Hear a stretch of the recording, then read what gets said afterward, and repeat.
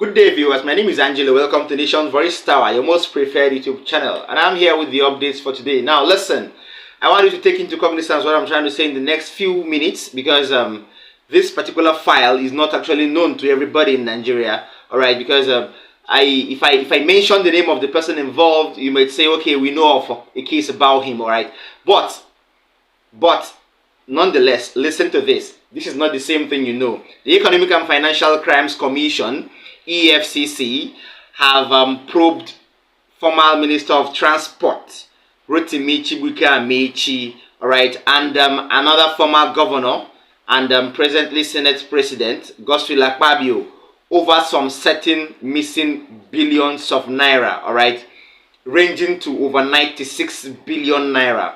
Now, formally, there was a case before the Honorable Court about, or before the EFCC, let me say, about or indicting or bringing in, bringing in Rotimi Amechi over alleged, funds embezzlement or misappropriation of funds, all right?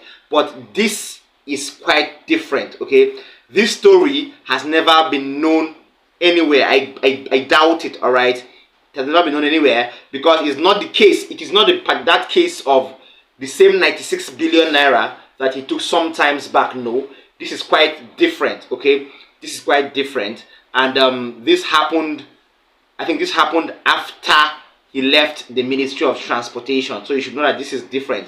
Please pay attention to the next update I'm going to give you because I don't think you will hear it anywhere in the next or in the near future. All right. Now, the Economic and Financial Crimes Commission, according to our source, actually probed or brought out allegations of graft leveled against the former South ministers, okay? Yes, and according to the EFCC, we had a source from the EFCC, and according to our main source, that top on the list of the EFCC were those in that probe list, okay? Former Minister of Transport Rotimi Amechi also was being probed, and then now present Senator Akpabio, the Senate President, okay, was being probed as well, all right? Now, the truth is, a top presidency official disclosed some kind of moves, okay, that I'm conscious of the EFCC probe. Amechi actually solicited for help of some of the top presidency officials, okay, to stop the agency from inviting him or embarrassing him. This was Amechi's plan. Please pay attention, okay? Now, the source, however, added that the best deal Amechi could get from anybody in the presidency at that time was, or the intervention he could get at that time was for him to avail himself to the EFCC only at night for questioning. That was the cheapest and the quickest deal he could get from any of his solicitors then.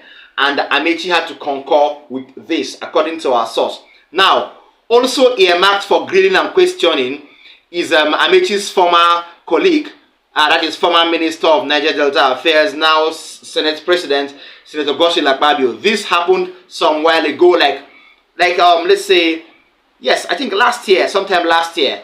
This happened sometime last year, and the probe was kind of surprised because they never saw it coming. Yes, they never saw it coming, all right? Now, these two probes were as a result of the embattled, now suspended CBN Governor Godwin Emefiele, all right, who decided to, make some moves and bring attention to himself because he wanted to run for presidency, okay? So he finally implicated these people in a way or two. Now, according to our sources in the agency, it was stated that EFCC officials, following the intervention of top presidency officials, we are directed by the EFCC boss, then Abdulrashid Bawa, who is now on suspension and in detention, to interview Amechi at night after he pleaded.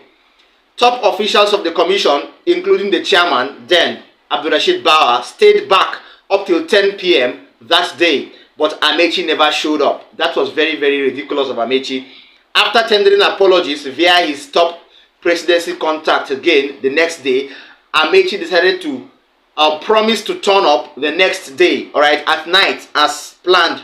But finally, Amechi did not turn up. Now, a source close to Amechi, a very close friend of his, spoke and told us in confidence, according to our source, that the inability of Amechi to turn up for EFCC questioning at night as it was planned was connected to the EFCC's raid on the house of former Governor Rochas Okorocha of Imo State, who was indeed very, very close to the presidency. Okay, if the commission could get to Okorocha, then safety wasn't guaranteed. This were Amechi's thoughts. He was like, if Okorocha, who is close to the presidency, was actually raided, then what of me? That I'm very far from the presidency, because I think somehow President Muhammadu Buhari didn't see him as a close ally anymore, even though he was still he was not a minister anymore, because he was eyeing the presidential seat. If you would remember, sources had it and it was news all over the place. It was not news anyway, because it was very evident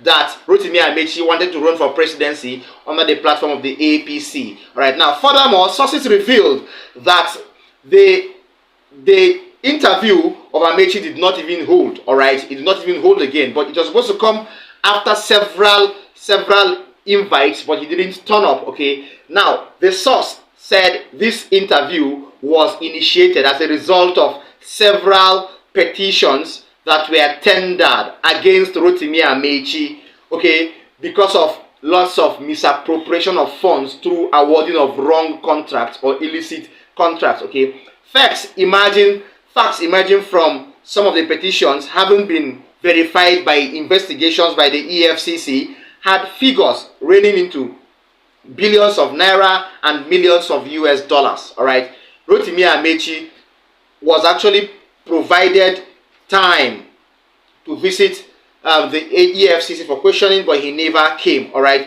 Rotimi Amechi thereby avoided the EFCC office for a very, very long while. Now, the question is this: the EFCC boss is in detention and is on suspension. That is Abdurrashid Bao. And he's the same person who began the probe, the process of the probe.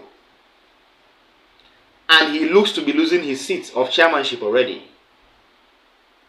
So, what will happen to the Amechi's case? Or is it going to be another forgotten case deliberately swept under the commission's table?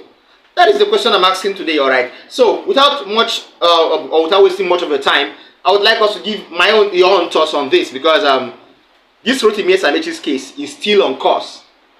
Okay, he had two cases, the other one involving over 96 billion, and this one, all right? So this was never known because it was done in secret, but now you know. So thanks for staying tuned with us on this particular update.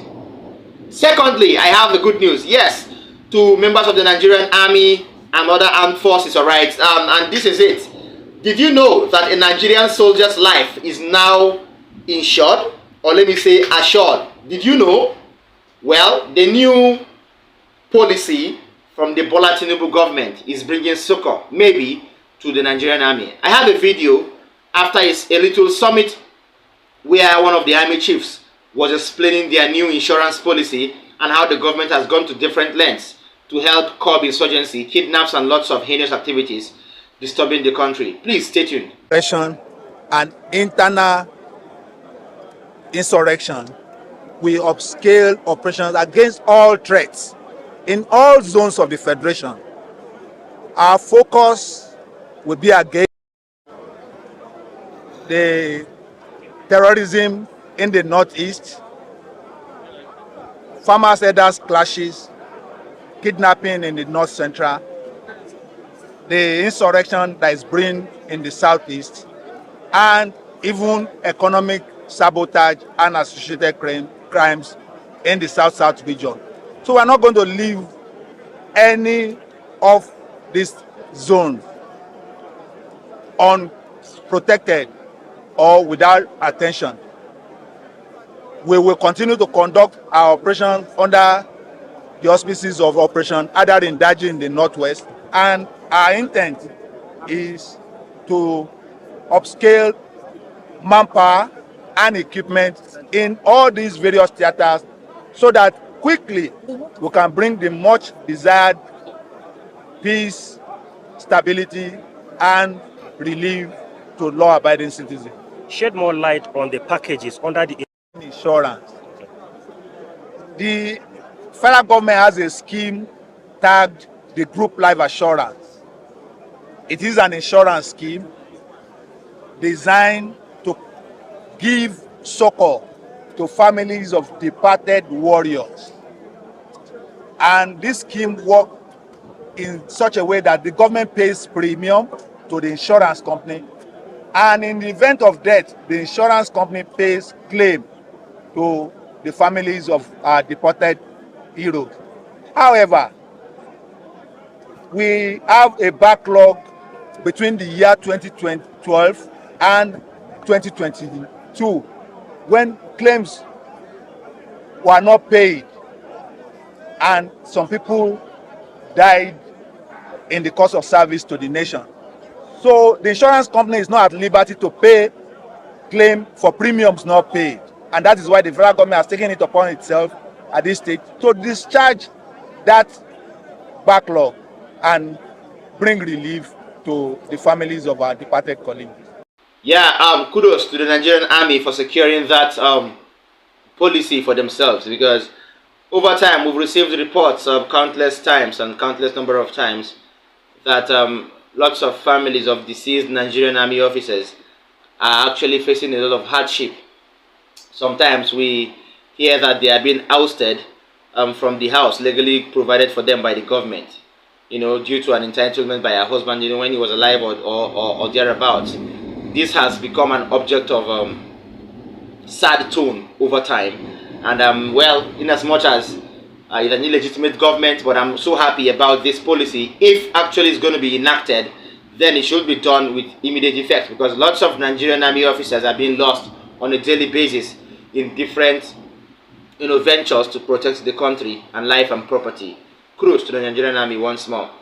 Finally, on our update list, an illegal refinery has been destroyed around the Niger Delta region. All right, security operatives who merged in a joint task force, actually went about the Niger Delta somewhere and destroyed illegal refineries. Okay, and the refining site was actually in a secret place where these operatives had to, you know, delve into deep operational services to fish out. All right, and the truth is, according to sources, Nigeria loses around 450,000 to 600,000 barrels of petroleum per year, and this is not good for the petroleum sector. Please stay tuned for a brief video to show you the operational movement of operational security officers, as in conjunction with national security officers, members of the armed forces, and private security operatives. Please stay tuned.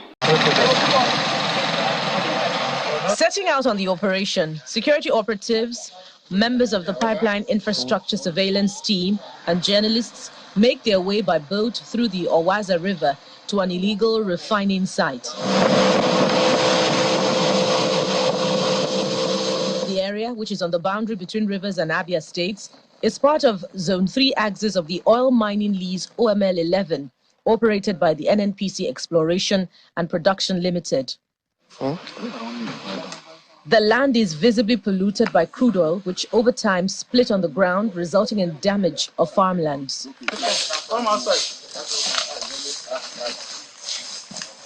The team discovers some tanks used for illegal storage and destroys all. We carry out repairs of the illegal connections on the twin 12 inches delivery line spanning 27 kilometers from Imo 2 flow station to Ogali manifold.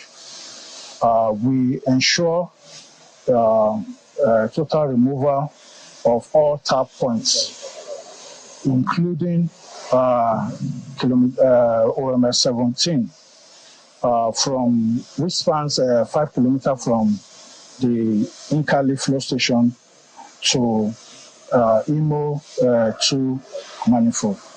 He then warns perpetrators of such illegal acts to desist, as he assures that every illegal refinery discovered will be completely destroyed to prevent future use. As you can see, this is a big drum, which is approximately it's 5,000 liters capacity. And we are here. One of the purposes why we are here is to ensure total eradication, destruction of these illegal refineries, which we have spotted in this area. Experts say Nigeria loses between 450 and 600,000 barrels of crude oil to thieves and economic saboteurs daily. However, the federal government is ramping up the battle against this in partnership with both the state governments and private security outfits. All right, welcome back. That was the video. Kudos to those security operatives there. But my attention is drawn to why the Nigerian Armed Forces and the National Security Operatives are employing private security. I don't know, but I thought at some point all of us in Nigeria abhorred private security, all right? So well, we hope that these private security operatives don't turn out to be cancerous, all right? Let me say, yeah, because when you have the likes of Asari Dokubo heading a private security, and these people can easily be incited, you know, by their owners, because their owners are said to be political or partisans, all right? Let us hope it doesn't get to that. Thank you for joining us. I will say once more, kudos to the Nigerian Army and other security operatives there. Please don't forget to like our videos, share them.